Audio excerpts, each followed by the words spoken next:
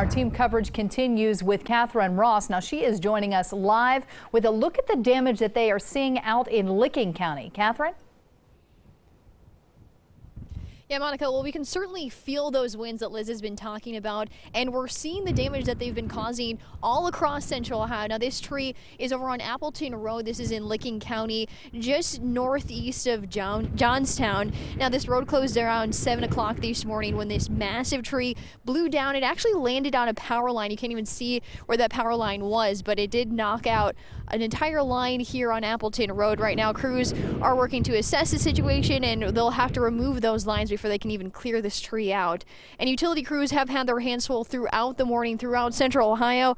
In Newark, we found this tree uprooted and leaning against some power lines on Reddington Road and North 40th Street. Now, one neighbor there tells me her power flickered but didn't go out completely. That wasn't the case in many areas. Police are blocking off Brand Road over in Dublin for more down power lines.